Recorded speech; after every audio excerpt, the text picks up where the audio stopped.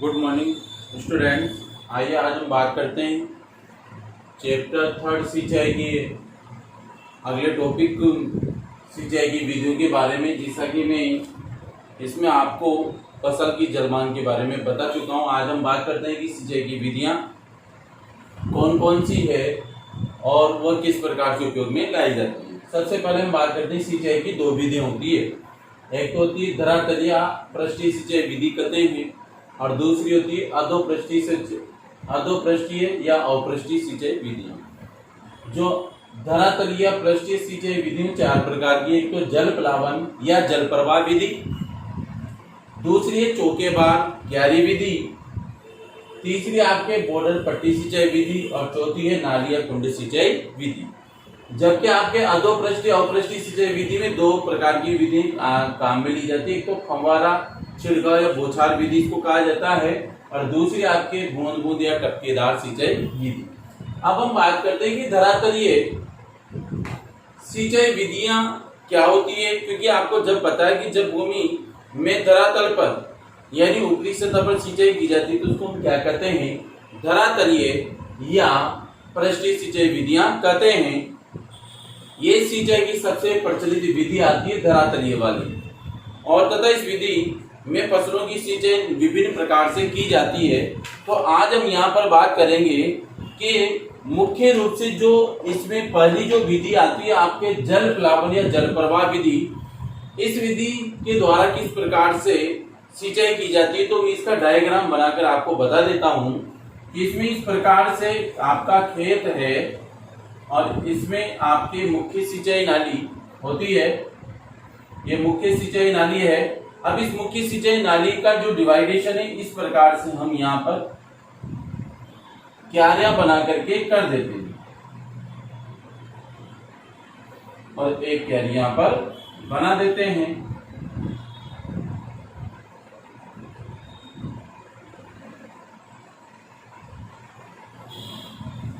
यानी कि आपके ये है मुख्य सिंचाई नाली, इसमें पानी आता है, पानी इस प्रकार से चला जाता है। तो ये तो हो गए आपके मुख्य सिंचाई नाली। ये आपका समतल खेत है। इस खेत के अंदर आप पानी दे रहे हैं। अब इस खेत के अंदर जो पानी की कंडीशन होगी आपके, इसमें एक चीज और जोड़नी है हमें और इधर भी जोड़नी है।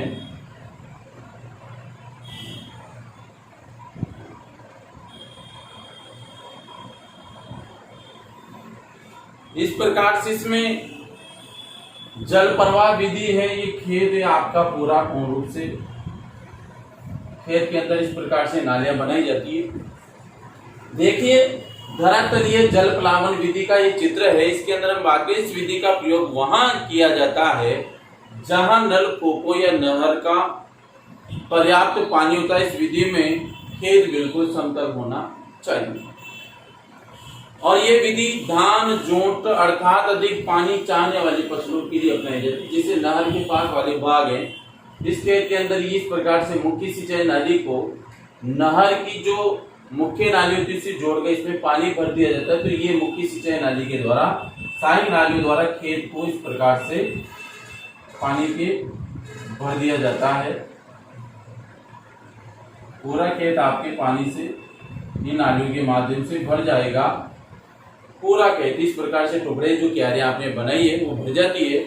इसके लाभ क्या है, आपने देखा होगा समतल खेत में हम एक साथ पानी छोड़ते हैं, या तो एक साथ छोड़ दीजिए या फिर इस प्रकार से क्यारियां बनाकर हम पानी छोड़ देते हैं। लाभ है इसके कम मेहनत करनी पड़ती है क्योंकि इसमें डायरेक्ट खेत में पानी जा रहा है। दूसरा, फसलों को पर्याप्त मात्रा में पानी मिल जाता है और तीसरा है सिंचाई सरलता पूर्वक हो जाती है कि इसमें बार बार व्यक्ति को जाने की आवश्यकता नहीं पड़ती। पानी की बात करें तो पानी अधिक खर्च होता है। इसमें खेत का समतल होने की दशा में समान मात्रा में पानी नहीं जा पाता है। मर्दा कटाव का भय रहता है क्योंकि जिधर तेज बरवा होता है वहां पर मर्दा कट के बहने लगती है। ढलान वाले खेतों या क्षेत्रों में विधि उपयुक्त बिल्कुल भी नहीं है, समतल खेतों में अपनाई जाएगी। ये विधि पानी चाहने वाली फसलों के लिए लाभदायक है, बाकी अन्य फसलों के लिए नहीं। इसके बाद इस विधि में 50 से 75% जल व्यर्थ चला जाता है। तो ये इस यानी जल प्लावनी जल प्रवाह विधि की कुछ हानियां हैं, कुछ इसके लाभ है, क्योंकि मैं आपको बता चुका हूँ। लाभ 3 है, सिंचाई करने में मेहनत नहीं करनी पड़ती, पर्याप्त में पानी मिल जाता है, सरलता पूर्वक सिंचाई हो जाती है। हानियों में मैंने आपको बता दिया, मृदा कटाव का भय रहता है, पानी अधिक खर्च होता है। और दूसरी बात यह है कि खेतों में, सभी खेतों में उपयुक्त नहीं, ढाल वाले खेतों में इस विधि को अपना नहीं सकते आप। 50 से 75% जल की हानि इसमें होती है। इस प्रकार से विधि के बारे में हमने पढ़ा, जल प्लावनी जल प्रवाह विधि। अब हम यहाँ पे बात करते हैं दूसरी विधि, जिसको हम कहेंगे चौकीबार या क्यारी विधि। अब चौकीबार या क्यारी विधि के अंदर कंडीशन सेम यही है, परंतु उसमें क्या होगा, उसमें चौकोर क्यारियां बनाई जाएगी। कौन सी? चौकोर क्यारियां बना करके, और उन क्यारियों के माध्यम से क्या करते हैं, उसमें सिंचाई करते हैं।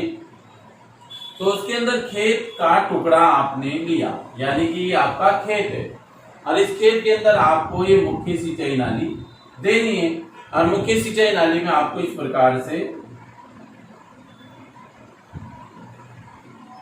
कट लगाने हैं। इस प्रकार से पानी इधर से जाएगा, फिर इधर से, इस प्रकार आपके पूरा खेत का डिवाइडेशन हो जाएगा। इसी प्रकार इधर है,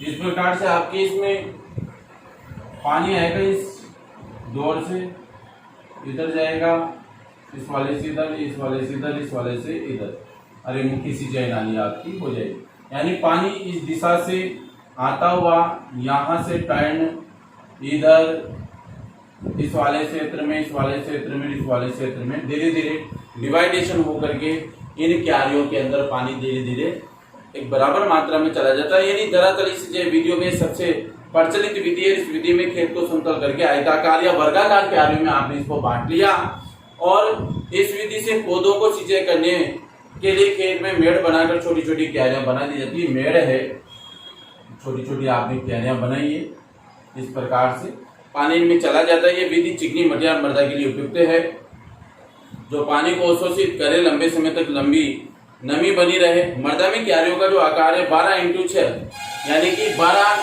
मीटर लंबी और 6 मीटर चौड़ी इसमें रखी जाती है। जबकि चिकनी मृदाओं के अंदर 20 मीटर लंबी और 15 मीटर इनको चौड़ी रखा जाता है। और मेड़ की जो ऊंचाई है, ये जो ऊंचाई होगी ये 22.5 सेंटीमीटर इसकी मोटाई रखी जाती है। यहाँ तक इस विधि का उपयोग कपास, पालक, मेथी, धनिया, सरसों, गेहूं आदि फसलों के लिए उपयोग में लिया जाता है, क्योंकि इसमें क्यारियां बनाकर इस प्रकार से इसमें सिंचाई की जाती है। इसके लाभ जो हैं वो लाभ ये है कि पानी का समान वितरण होता है, मृदा कटाव का भय बिल्कुल नहीं, क्योंकि टुकड़ों में पानी जाता है, पहले इस क्यारी में फिर इस क्यारी में, यानी पानी बढ़ जाता है टुकड़ों में।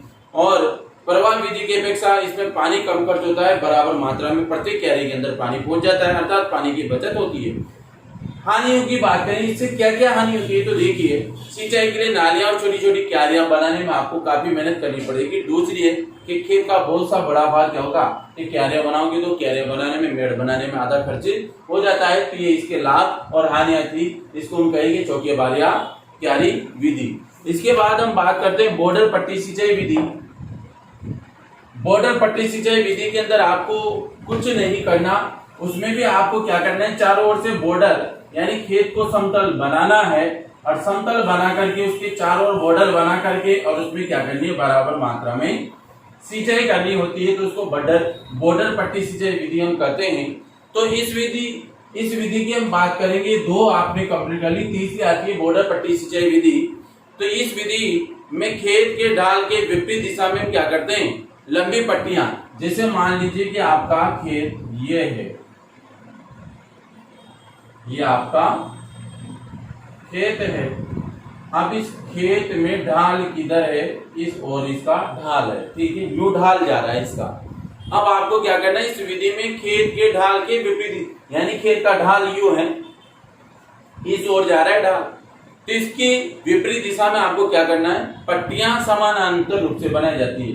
तो जब ढाल इस प्रकार जा रहा है, ये ढाल खेत का, तो आपको जब ढाल भी जाएगा तो इसके समानांतर पट्टियां बनाओगे आपके, ये आपने इसमें पट्टियां बना दी। अब इसमें ढाल होने के साथ अब पानी जैसे ही मुख्य सिंचाई नाली से जाएगा तो पानी हो जाएगा। तो यहाँ पर क्या होता है, जो कि लंबी पट्टियां बनाकर समांतर रूप से बनाई जाती है, प्रत्येक पट्टी के ऊपर पानी छोड़ा जाता है, इसमें पानी छोड़ा जाएगा, फिर इसमें छोड़ा जाएगा, फिर इसमें, फिर इसमें, फिर इसमें, तो पानी का प्रवाह यूं होगा इसमें, इस प्रकार से पानी का प्रवाह इस दिशा में होगा, न कि इस दिशा में। इस विधि में पट्टी की लंबाई चौड़ाई बहाव ढलान प्रतिशत के अनुसार रखी जाती है। तो जैसे पट्टी की चौड़ाई या जो लंबाई है ढलान के बहाव के अनुसार रखी जाती है।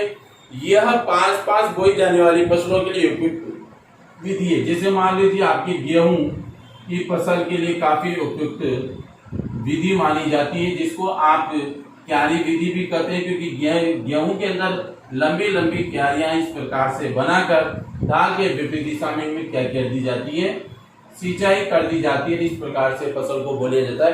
पानी का बहाव यूं है, परंतु आपने क्यारियां बनाकर सिंचाई इस प्रकार से कर दी है।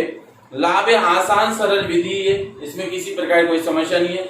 अधिक जल जल मात्रा और प्रवाह को आसानी से नियंत्रित, अगर पानी ज्यादा भी आ जाता है तो सभी क्यारियों में थोड़ा थोड़ा छोड़ दें तो पानी भी नियंत्रित हो जाता है। निराई गुड़ाई मशीनों के प्रयोग में सुगमता रहती, क्योंकि लंबी क्यारियां होती है तो निराई गुड़ाई मशीन चलाने में किसी प्रकार की समस्या नहीं होती।